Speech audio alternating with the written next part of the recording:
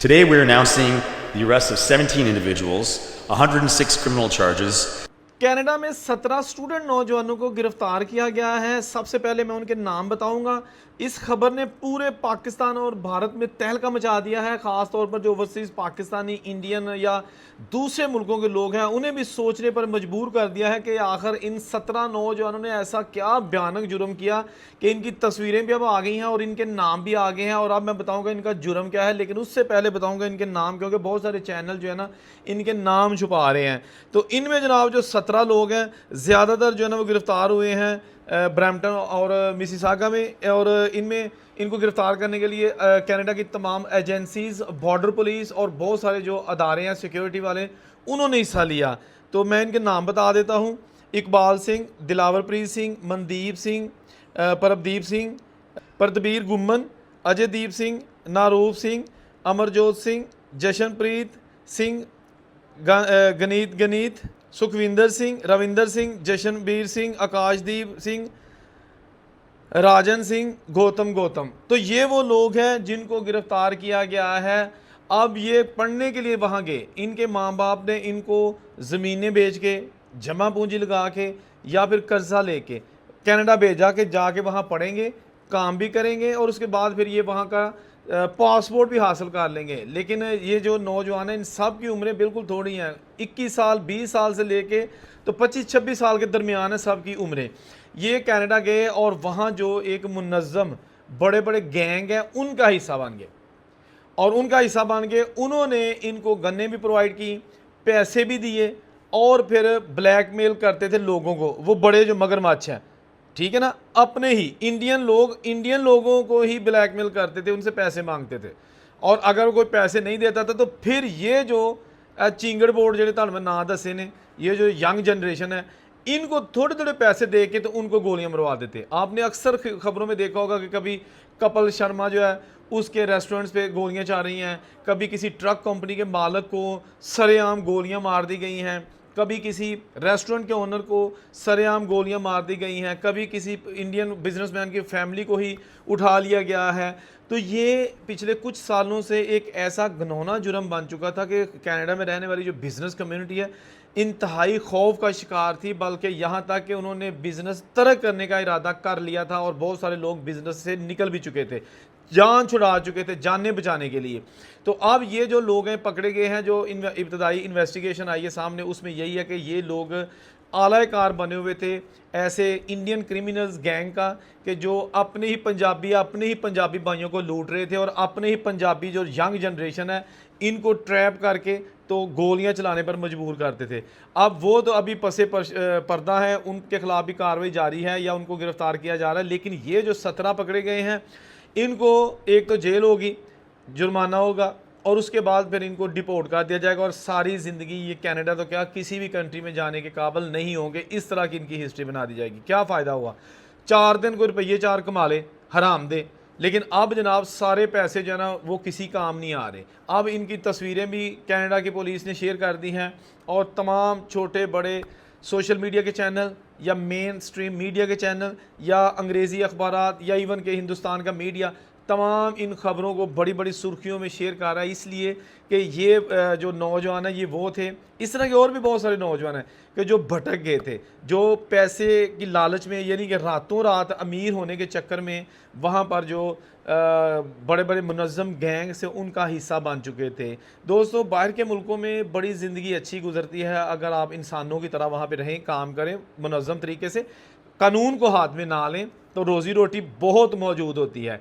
लेकिन जब आप वहाँ जाके कोशिश करते हैं कि जी एक बंदा अगर 25 साल से कनाडा में मुकीम है और उसने अपना कोई बिज़नेस इस्टेब्लिश कर लिया या उसके 2 घर हैं, तो आपको अभी जुम्मा 4 दिन वहाँ पे हुए हैं, तो आप जाते ही उसकी नकल या उसकी रीस करना शुरू ना कर दो। ये ना आखो कि जी वो है तो मेरे को क्यों नहीं। भाई उसको वक्त लगा है, उसने अपनी ज़िंदगी सारी मेहनत में गुजार दी है। आपको अभी 4 महीने या 6 महीने हुए हैं, आप भी मेहनत करो, वक्त गुजारो और उसके बाद आपको भी मिल सकता है। लेकिन ये कौम जी है ना इन्होंने बर्दाश्त नहीं हैगी, ये चाहते हैं कि जी सानू जरा कल चीज़ मिलनी है अज्जे मिले, हुणे ही मिले थे और इस तो बाद फिर नैक्सट टारगेट जो सैट कर लेते हैं। तो अब इनके खिलाफ जो कार्रवाई है वो बहुत सख्त होने वाली है, क्योंकि इन लोगों ने कनाडा का सुकून बर्बाद कर रखा था। कनाडा की बिजनेस कम्युनिटी का नाक में दम कर रखा था। गोलियां चलाना तो इनके लिए ऐसे था कि जैसे हवाई फायरिंग की जाती है किसी देहात में कोई शादी हो ना, तो जो मर्जी हवाई फायरिंग कर रहा होता है।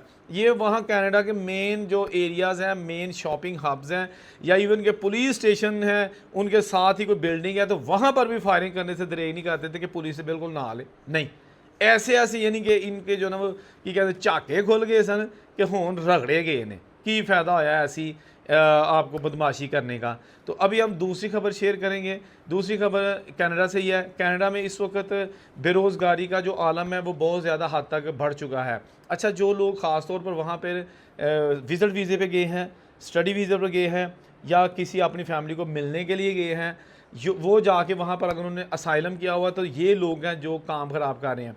इनको जॉब नहीं मिलती, अगर मिलती भी है तो ये थोड़े पैसों पर ये जॉब ले लेते हैं। यानी कि जो रेट वहाँ पे होता है, फॉर एग्जांपल $11 $12 या $20 1 घंटे के, मैं मिसाल दे रहा हूँ, तो ये कहेंगे जी सानू $5 दो तो असी काम कर ले तैयार हाँ। इससे ये नुकसान हो रहा है कि जो वहाँ पर वर्क परमिट वाले लोग हैं, जो काम करने के लिए गए हैं, जिनको काम करने की आज़ादी है, इजाज़त है, तो उनको जॉब्स नहीं मिलती, क्योंकि उनको जॉब्स मिलेगी तो जो उनको पैसे हैं ज़्यादा देने पड़ेंगे। मुझे एक पाकिस्तानी फैमिली जो यूके में कनाडा में रहती है, उन्होंने बताया कि वो विज़िट वीज़े पे वहाँ पे गए थे, उनके 2 बच्चे और 2 मियाँ बीवी, और उन्होंने वापस आने से इनकार कर दिया था कि वहाँ पे असाइलम करेंगे। असाइलम कर दिया, असाइलम उड़ गया, अपील की, अपील भी उड़ गई। अब वो ओवरस्टे हो चुके हैं और उनके पास कोई जॉब भी नहीं है, और जिस घर में वो रहते थे, किसी पाकिस्तानी फैमिली का बेसमेंट उन्होंने किराए पे लिया हुआ था। एक बेसमेंट आप समझते हैं जो कनाडा में लोग रहते हैं या बाहर के मुल्कों में, तो वहाँ पर अब जो है ना उनको वो नोटिस दे रहे हैं कि हमारे घर से निकलो, आपके पास तो किराया देने के लिए पैसे भी नहीं है।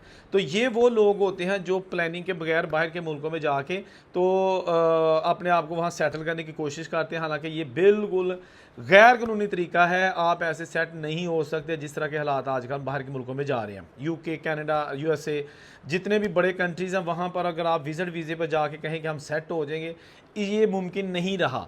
अगर आपको कोई ट्रैवल एजेंट ये कहता है कि जी भाजी एक बार तुसी कनाडा पहुँचो, उत्थे जाके तुसी मौजा ही मौजा, ऐसा गलत है। जाएं, वर्क परमिट पे जाएं, लीगल तरीके से जाएं, और ख़ास तौर पर अगर आप विज़िट वीज़े पे जाते हैं तो विज़िट वीज़ा पूरा होने से पहले ही वापस आ जाएं। दोबारा आके आप किसी और वीज़े की कैटेगरी में अप्लाई करेंगे तो हो सकता है वीज़ा लग जाए। लेकिन ये जो आपको सुहाने ख्वाब दिखाए जाते हैं कि भाजी बेचो इतों ज़मीना सारियाँ, कनाडा टूर जो विज़िट वीज़े टूर जो उत्थे जाके फिर मौजें नहीं होती। अच्छा, ਇਹਦਾ ਇਹ मतलब नहीं मैं ਤੁਹਾਨੂੰ डरा रहा हाँ या तुसी ना जाओ, मेरे वाल 1000 बारी उत्थे जाओ, लेकिन प्लैनिंग के साथ जाओ, ज़रूर जाएं सारे लोग। लेकिन एजेंटां दे जेहड़े सुहाने ख्वाब ने, यह हकीकत रंग नहीं जी इन्हां दे विच हैगा। ये सिर्फ अपनियां दिहाड़ियां लांदे जे, बाहर वही बंदा सर्वाइव कर सकता है जिसके पास वर्क परमिट है, जिसके पास कागज़ बन चुके हैं, या जो वहाँ पर उस तरीके से गया है कि जैसे वो मुल्क चाहते हैं। यानी कि वहाँ पर आप परमानेंट रेजिडेंसी के स्टेटस पर आएँ, आप स्टडी वीज़े पर आएँ, और जो आपका स्टूडेंट के तौर पर आपको काम करने की इजाज़त वो करें। अच्छा, बहुत सारे ऐसे स्टूडेंट हैं जो वहाँ पर जाते हैं ढेर पैसे लगा के बाइज्जत तरीके से, उत्थे जाके फीसा तो बचन लो लेना, वो जनाब कर लेंगे ने असाइलम 6 महीने के अंदर अंदर ख़त्म हो जाता है, फिर लॉन्ग ओवरस्टे हो जाते हैं, फिर गैर कानूनी तौर पर रहना शुरू कर देते हैं। क्या फ़ायदा? जॉब भी गई, आपका फ्यूचर भी गया, पासपोर्ट भी गंदा किया, तलीम भी गई, तो हासिल कख कंडा नहीं होया, कख नहीं लगा, कुछ नहीं मिला।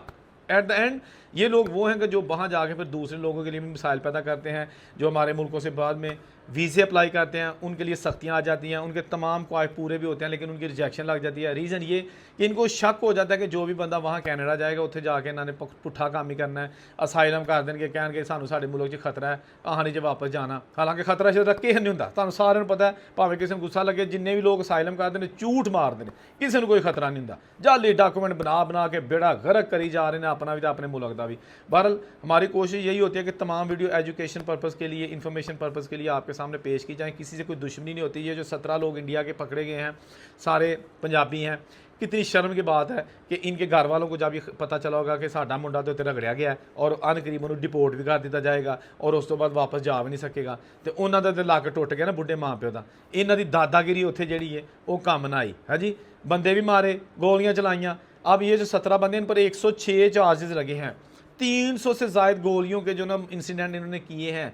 अब ये पकड़े तो गए हैं, लेकिन जो मीडिया है ना इनको खूब हाईलाइट कर रहा है। एक भी बंदा ऐसा नहीं है, खा वो पंजाबी है या इंडियन है या पाकिस्तानी है, जो कहे कि यार ओए बड़ा माड़ा है मुंडे के नाल। हर बंदा यही कह रहा है कि बल्कि इस तरह के और भी जो काली भेड़ें हैं जो सोसाइटी को बदनाम कर रही हैं, जो बिजनेस कम्युनिटी को डरा रही हैं, उनको मार रही हैं, उनके बच्चों को यतीम कर रही हैं, इन्हों रगड़ा फिरो तो चंगा जूत फिरो, उत्थे भी डको इन्होंने भुखिया तो इतने फिर उन्होंने डिपोर्ट कर दो। बहरहाल ये एक वीडियो थी जो कि आपके सामने हमने शेयर करनी थी। जहाँ ने खुश रहे और उसे बेको इजाज़त दीजिए। अल्लाह हाफिज़।